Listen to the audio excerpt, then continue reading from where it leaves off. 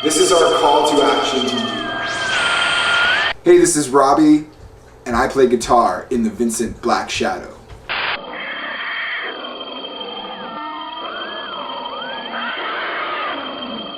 For me, this album differed from our first album, Fears in the Water, because on the first album, the songs were, some of them were already written before the band really came together, and then even when the band did come together, it still was a very individual process. This time around, it was much more of a group effort, and everybody brought ideas, and it was actually a much more enjoyable process this time, and I think you see the strength in these new songs because of that.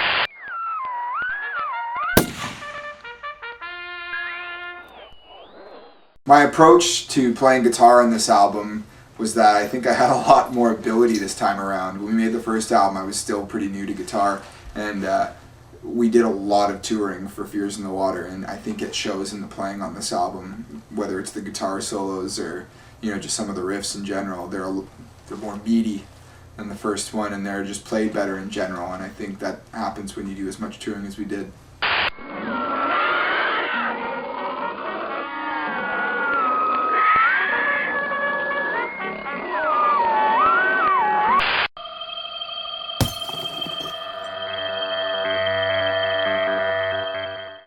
I think my favorite song on this album is probably the last few minutes, because I love Cassie's lyrics on that. They're some of my favorite lyrics that she's done, and also because just the playing in general, everybody is just really exemplified on that song, and it's intense. It's like one of our fastest songs, and I'm also quite proud of my solo that I do in that song. Not to mention John Webster, Walking on Sunshine.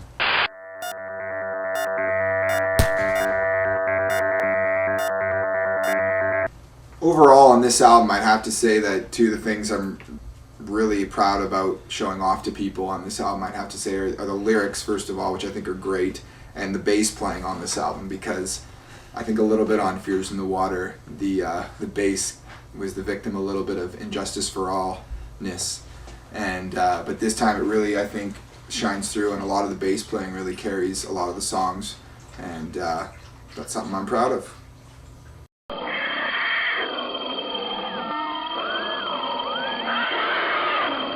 I think the main reason that you have to support bands that are doing things independently is because it's the only way that you will consistently have new and exciting music. Just because without bands that are doing stuff by themselves, that's the only place that it's coming from, an honest place. As soon as you involve like outside labels and things like that, immediately some sort of advertising and marketing structure comes into play and affects the music. And the only time you're really going to see honest, integral music is when bands are doing it for themselves and by themselves.